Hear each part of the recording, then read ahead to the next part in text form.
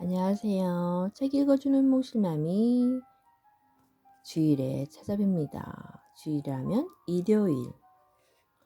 어머, 그러고 보면 오늘이 2월 7일이군요. 벌써 명절도 다가오고 있네요. 명절에는 코로나 때문에 많이들 못 내려가실 거예요. 각자 자리에서 맛있는 거 해 드세요. 가실 수 있는 분은 가시면 더 하지만 이 문제가 많이 일어나게 되면 더더욱 코로나가 회복되기가 힘드니까요. 그런 약속들은 잘 지켰으면 합니다. 코로나가 다 지나가길 매일매일 기도를 하고 있어요. 우리 마음대로 되는 게 아니잖아요. 그렇지만 규칙과 질서를 지키고 자기 생각대로만 한다면은 그게 이행되지 않겠죠. 그러면은 좁은 문도 빨리 마음은 빠른데 좀 많이 생각하면서 읽어야 될 것 같은 글이기 때문에 명작이잖아요. 앙드레 지데시음 좁은 문. 그리고 알리사는 대체 이 믿음 속에서 무엇을 얻으려 하는 건지, 믿음을 왜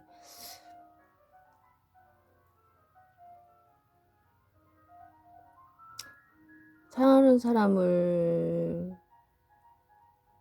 그 믿음하고 연관시켜서 믿음을 믿는 것도요, 어느 방향으로 가는 거, 어느 쪽으로 믿는 거에 대해서도 참 중요한 것 같아요.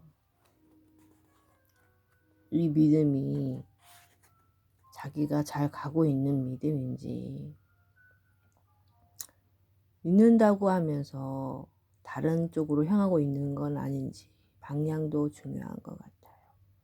그럼 이게 교리야 해가지고 그녀가 미소를 지으며 얘기했잖아요. 장세니즘이라면서 절대시하는 것. 인간이 자기는 자기 의지를 아예 무시하는 거예요. 그냥 자기는 무시하고 그죠. 신만이 절대시하는 거. 은총, 선물. 주님이 주신 게 아니라 신이 주신 그 은총만을 절대시하는 거. 좀 위험하기도 하지만 계속 읽어 나갈게요. 하지만 그것이 나와 무슨 상관이야? 여기 있는 이 가련한 영혼들. 그녀는 자기 책들 쪽으로 고개를 돌렸다. 자기들이 장세니스트인지 정적주의자 17세기 클리노스에게서 비록된 신비적 그리스도교의 교도인지 또는 어떤 유형의 사람인지 말하기가 매우 난처할 거야. 이 영혼들은 악의도 혼란도 아름다움도 없이 바람에 날리는 나뭇잎들처럼 하느님 앞에 고개를 숙이고 있어. 이 영혼들은 자신들을 보잘것없는 것으로 여기며 그들은 하나님 앞에서 자기들이 욕망을 없앰으로써만 가치를 갖게 된다는 것을 알고 있어. 알레사, 되간들 왜 너는 자신이 날개를 떼어버리라니? 내가 소리쳤다. 그녀의 목소리가 너무도 나직하고 자연스러워 그만큼 내 고함 소리는 더 우스꽝스럽고 과장된 것처럼 생각되었다. 잠시 고개를 흔들던 그녀가 또다시 미소를 지으며 중얼거렸다. 이번에 파스칼을 읽고서 얻은 것은 대체 뭐야? 그녀가 말꼬리를 후렸으므로 내가 이렇게 물었다. 그리스도의 이런 말씀이야. 누구든지 제 목숨을 구하고자 하면 잃을 것이요. 그 나머지는 그녀는 더 크게 미소를 지으며 나를 정면으로 쳐다보았다. 사실 나는 그를 완전히 이해할 수가 없었어. 이 조그만 사람들과 함께 한동안 지내다가 위대한 사람이 숭고한 정신에 접하게 되면 당장에 숨이 가빠져. 이미 당황해버린 내가 어떤 대답할 말을 찾아냈겠는가. 만약 내가 오늘이라도 너와 함께 이 모든 설교집과 명상록을 읽어야만 한다면 그녀가 말을 가로막았다. 하지만 내가 이것들을 읽는다면 나는 마음이 아플 거야. 나는 내가 이것보다 훨씬 더 훌륭한 것을 위해 태어났다고 확신해. 이렇게 우리 삶을 갈라놓는 그런 말들이 내 가슴을 얼마나 찢어질 듯 아프게 하는가를 생각하지도 않은 듯 그녀는 아주 간단하게 말했다. 나는 머리가 불타오르듯 뜨거워졌다. 나는 좀 더 얘기하고 싶었지만 금방 울음이 터질 것만 같았다. 어쩌면 그녀는 내 울음에 설복당할지도 모른다. 그러나 나는 벽난로에 팔꿈치를 괴고 두 손으로 얼굴을 감싼 채 한참 동안 잠잠고 있었다. 그녀는 나의 괴로움에는 관심이 없는지 아니면 보고도 모르는지 계속 조용히 꽃만미만 지고 있었다. 그때 점심시간 식사를 알리는 첫 번째 종소리가 울렸다. 이러다간 점심 먹을 준비도 못하겠네. 빨리 먼저 가. 그녀가 말했다. 그러더니 마치 지금까지 문제시되었던 것이 하나 장난거리에 지나지 않는다는 듯 말라는 것이었다. 이 이야기는 나중에 다시 해. 그 이야기는 되풀이되지 않았다. 알리사는 요리조리 잘도 빠져나갔다. 결국 그녀가 나를 피하는 것처럼 보이진 않았으나 우연히 일어나는 일들이 훨씬 더 급박하고도 중요하게 다가왔기 때문이다. 나는 차례를 기다렸다.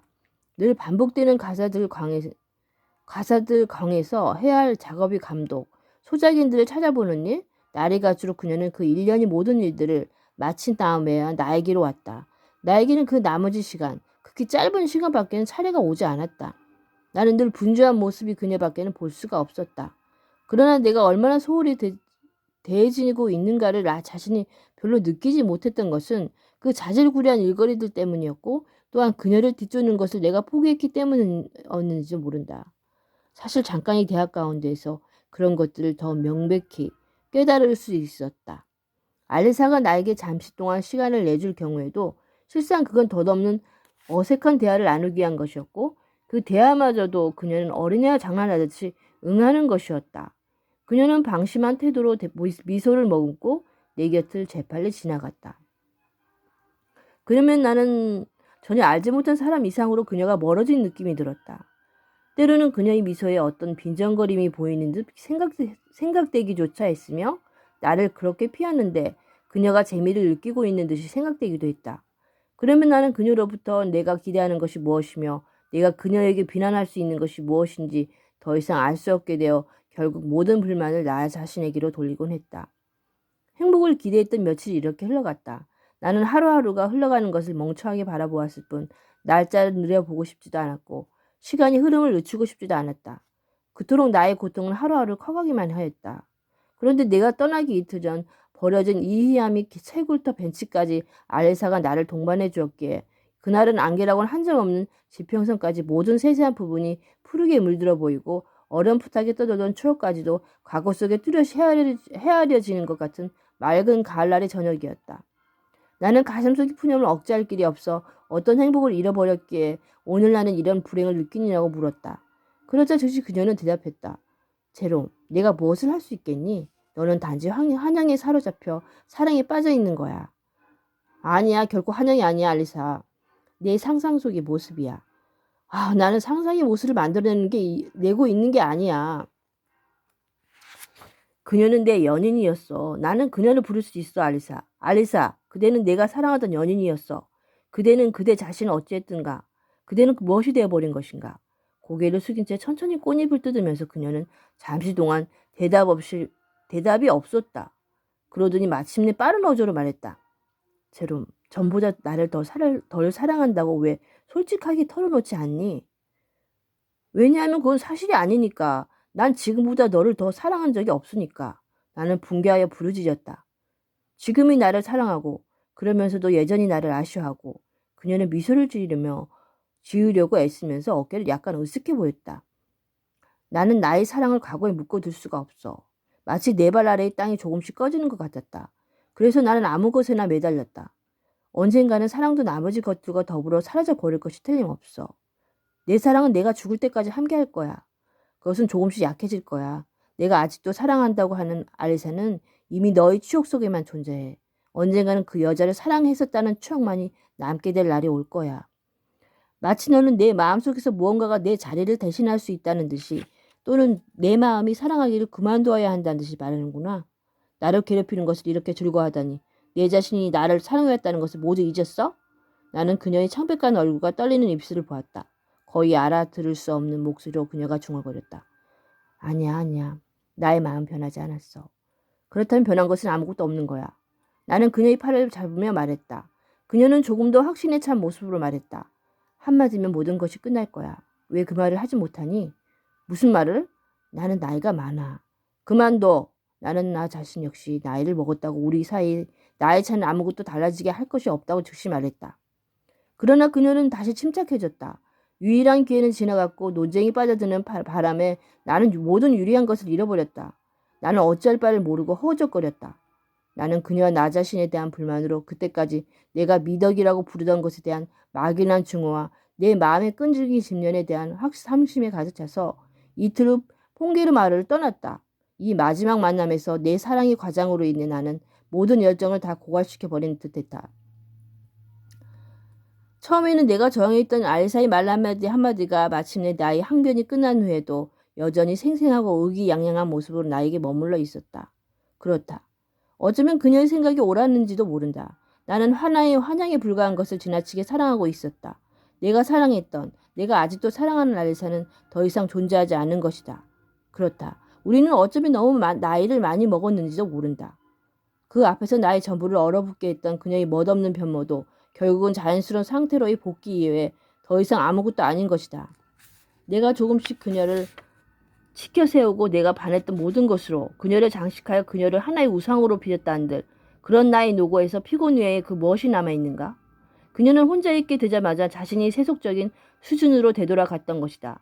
나 자신도 거기에 끌려 내려가 있었으나 거기에서 더 이상 그녀를 원하지 않았다.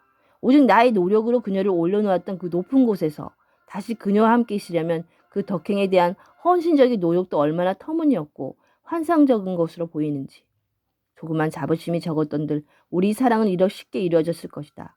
그러나 이제부터 대상 없는 사랑의 집착은 무엇을 의미하는가?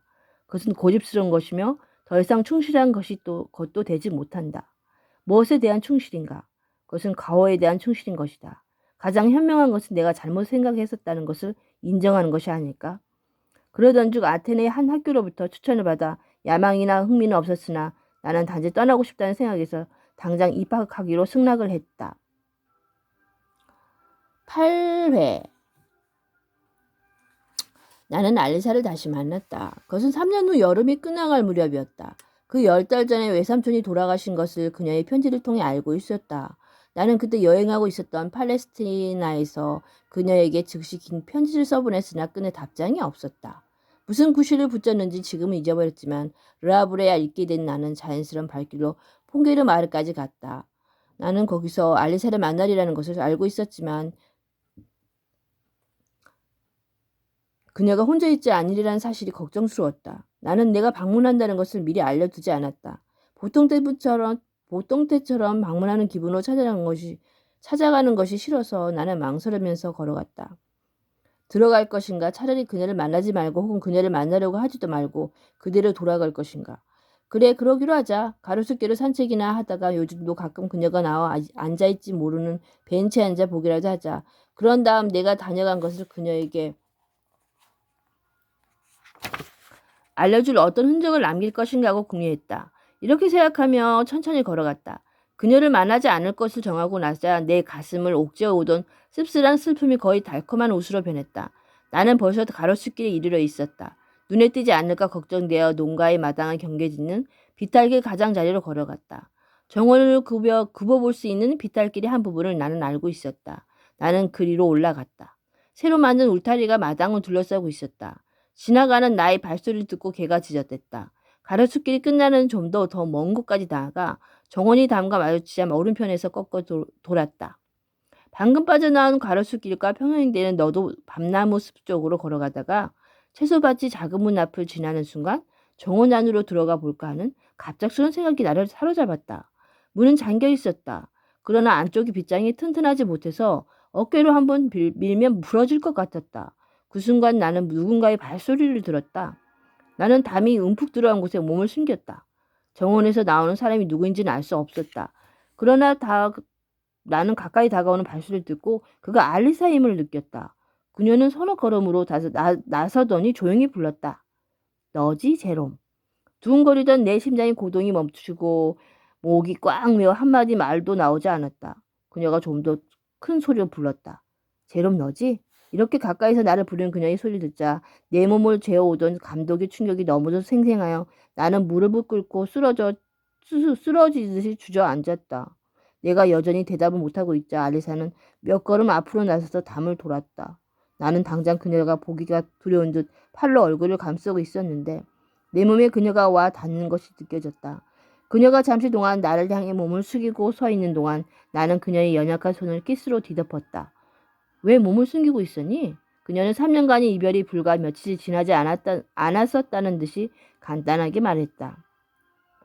어떻게 나라는 것을 알았지? 너를 기다리고 있었어. 나를 기다리고 있었다고? 너무도 놀라서 나는 그녀의 말을 대받아 물어볼 수밖에 없었다. 내가 여전히 무릎을 꿇고 있자 그녀가 뒤이어 말했다. 벤치로 가자. 그래, 다시 한번 너를 보게 되리라는 것을 나는 예감하고 있었어. 사흘 전부터 나는 매일 저녁 이곳에 와서 오늘 저녁처럼 너를 불렀었지. 왜 대답을 하지 않았어? 네가 갑자기 나타나지 않았더라면 나는 너를 만나지 않고 그냥 떠나버렸을 거야. 나는 처음에는 나를 혼자 시킬 것만 같던 그 감동을 가까스로 억제하며 말했다. 단지 르하브를 지난 도중에 가로수길도 걸어보고 정원 둘레를 빙 돌아보면서 내가 아직도 와 앉아있을 것으로 생각되는 이 해암이 채굴터 벤처에서 잠시 동안 쉬어가려고 했을 뿐이야. 그리고는 사흘적 저녁부터 내가 여기 와서 무엇을 읽었는지 봐. 그녀는 내 말을 가로막고는 한 묶음의 편지를 내밀었다. 나는 그것이 이탈리아에서 내가 그녀에게 써보냈던 편지들임을 알아보았다. 그 순간 나는 그녀를 향해 눈을 들었다. 그녀는 믿을 수 없을 만큼 변해 있었다. 야이고 창백한 그녀의 모습이 내 가슴을 아프게 재었다. 내 팔에 기대고 있는 그녀는 춥거나 혹은 겁이 지는 듯 나에게 바싹 몸을 붙였다. 그녀는 아직 상복을 입고 있었는데 모자 대신 쓴 검정 레이스가 그녀의 얼굴 윤곽을 드러내고 있어 더 창백하게 보였다. 그녀는 미소 짓고 있었으나 곧 기진에 쓰러질 것처럼 보였다. 나는 그녀가 지금 퐁게르 마루에 혼자 있는지 걱정스러워 물었다. 줄리에트와 에드아로와 그들이 세 자녀가 8월 한 달을 거기서 지내고 갔다고 했다. 우리는 벤치에 이르러 우리가 늘 앉던 자리에 앉았다. 얼마 동안 우리 대화는 일상적인 소식을 주고받는 것이었다. 그녀는 내 공부에 대해 물었다. 나는 공부가 더 이상 내 관심을 끌지 못한다는 것을 그녀가 느껴주었으면 싶었다. 그녀가 나에게 환멸을 주었듯이 나도 그녀에게 환멸을 주고 싶기도 했다. 내가 그렇게 할 수 있었는지 어쩌는지 모르겠지만 그녀는 전혀 내색하지 않았다. 나는 사랑하는 마음과 원망하는 마음이 가득 되도록 냉정하게 이야기하려고 애썼으며 심지어 내 목소리를 떨리게 하는 그 감동마저 원망스러웠다. 구름에 가려져 있던 석양이 조금 전부터 우리들이 정면에서 지평선에 닿을 듯 말 듯 나타났다. 그리고 텅 빈 들판을 낙조로 물들이며 우리 발 아래에 펼쳐진 좁은 협곡을 갑작스레 풍요한 빛으로 채우더니 금방 사라졌다. 나는 그 모습에 매혹되어 말없이 앉아 있었다. 황금빛에 도취된 듯한 마음이 다시 내 몸을 감싸고 온몸에 스며드는 것을 느끼자 원망스러움은 날아가 버리고 사랑이 속삭임이 들려왔다.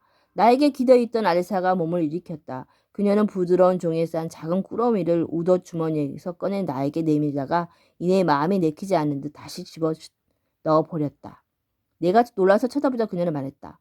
저 제롬, 이건 자수정 십자가야. 오래전부터 이걸 너에게 주고 싶었어. 그래서 사흘 전부터 이걸 가지고 있었어. 그 자수정 십자가를 어떻게 하라는 거야? 나는 매우 퉁명스럽게 말했다. 너희 딸을 위해 내 기념으로 내가 간직해 줬으면 해. 무슨 딸? 그녀의 말뜻을 이해하지 못한 나는 알리사를 쳐다보며 무의식 중에 그렇게 외쳤다. 조용히 내 말만 들어줘. 부탁이야. 그렇게 나를 쳐다보지 마. 벌써부터 얘기하기가 힘들어져. 그렇지만 이 얘기는 너에게 꼭 해두고 싶었어. 들어봐. 제롬, 너는 언젠가는 결혼하겠지? 아니, 대답하지 마. 내 말을 끊지 마. 단지 내가 너를 누구보다 사랑했다는 것을 기억해 줬으면 하고 바라는 거야. 3년 전부터 내가 좋아하던 이 작은 십자가를 언젠가는 너희 딸이 내 기념으로 걸어주었으면 하고 생각했어. 다만 누구 것인지는 모르고 말이야. 어쩌면 그 아이에게 내 이름을 붙여줄 수도 있겠지. 그녀는 목이 메어 말을 잇지 못했다. 나는 저기에 가득 찬 어조로 외쳤다. 왜 내가 직접 그걸 주지 못하는 거지? 그녀는 더 말라려고 했었다. 그녀의 입술은 흐느끼는 어린애의 입술처럼 떨리고 있었다. 하지만 그녀는 울지 않았다. 그녀의 눈에 깃든 신비스러운 광채가 초인간적이며 천사 같은 아름다움으로 그녀의 얼굴을 젖어들게 했다. 알사, 내가 누가 결혼하겠니? 나는 너밖에는 어느 누구도 사랑할 수 없다는 것을 잘 알잖아. 그리고는 갑자기 나는 정신없이 난폭할 정도로 그녀를 끌어안고서 그녀의 입술에 키스를 퍼부었다. 나에게 온몸을 내맡긴 듯 반쯤 몸을 젖히고 있는 그녀를 나는 한동안 끌어안고 있었다. 그녀의 눈길이 흐려지는 것을 보았다. 그러고 나서 그녀의 눈꺼풀이 다치더니 그 어느 것과도 비교될 수 없을 만큼 또렷하고 선율적인 목소리로 그녀가 말했다. 우리를 가엾게 여겨줘, 제롬. 아, 우리 사랑의 상처를 주지 마. 어쩌면 그녀는 이렇게 말했는지도 모른다. 비열한 행동을 하지 마 하고, 또는 나는 자신이 스스로에게 이렇게 말했는지도 모른다. 그것을 현재까지 정확히 기억할 수는 없지만 어쨌든 나는 갑자기 그녀 앞에 몸을 던져 무릎을 꿇고서 엄숙하게 그녀를 껴안으며 말했다. 그처럼 나를 사랑했다면 왜 늘 나를 밀어낸 거야? 생각해봐. 처음에 나는 줄리에트 결혼을 기다렸어. 나는 내가 그녀의 행복을 바라고 있다고 생각했어. 줄리에트는 지금까지 행복해. 나에게 그 얘기를 한 것은 바로 너야.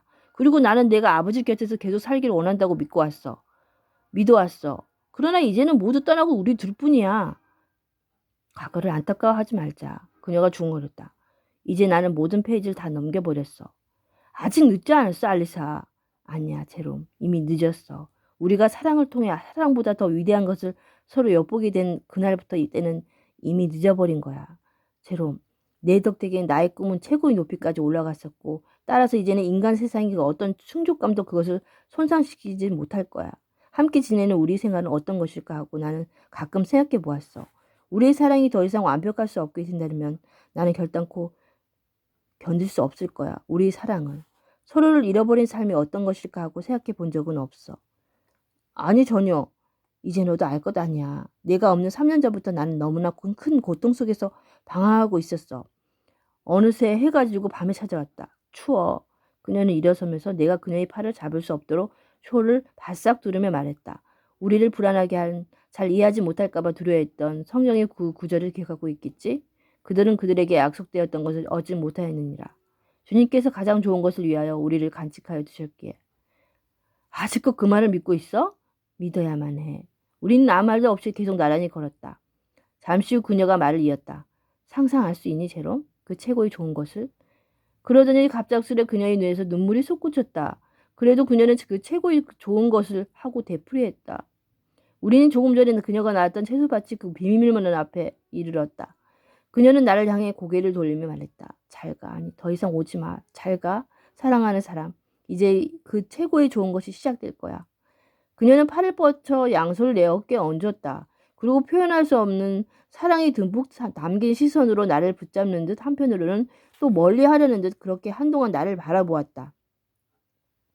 문이 닫히고 그녀가 빗장을 지른 소리가 들렸다. 나는 극도로 절망감에 사로잡혀 그 문간에 쓰러져서 오랫동안 혼자 어둠 속에서 흐느꼈다. 그러나 그녀를 붙잡았다라면 문을 밀고 들어갔다라면 어떻게 해서든 집 안으로 하긴 나의 그 집은 닫혀 있진 않았지만 들어갔다라면 아니 그 모든 과거를 되살리기 위해 내가 뒤로 돌아가고 있는 오늘에 있어서조차 나에게 그건 가능한 일이 아니었다. 지금 나를 이해할 수 없는 사람은 그 순간이 내 마음도 결코 이해하지 못할 것이다. 견딜 수 없는 불안감이 나로 하여금 며칠 뒤 줄리에트에게 편지를 쓰게 했다. 나는 그녀에게 내가 풍게르 마을에 갔던 것을 이야기하고 알리사의 수척한 모습이 얼마나 나를 불안하게 했는지에 대해 말했다. 나는 알리사의 그런 모습을 주의해 줄 것과 이제 알리사에게서는 기대할 수 없는 소식을 나에게 전해줄 것을 줄리에트에게 간청했다. 그로부터 한 달이 채 안 되어 나는 다음과 같은 편지를 받았다. 아, 정말 너무 슬프고 지금 왠지 죽음이 다가온 것 같은 느낌이 안 들어요? 오싹해요, 지금. 그 다음 내용은 잠시 후에 와서 여러분들에게 읽어드릴게요. 조금만 기다려주세요.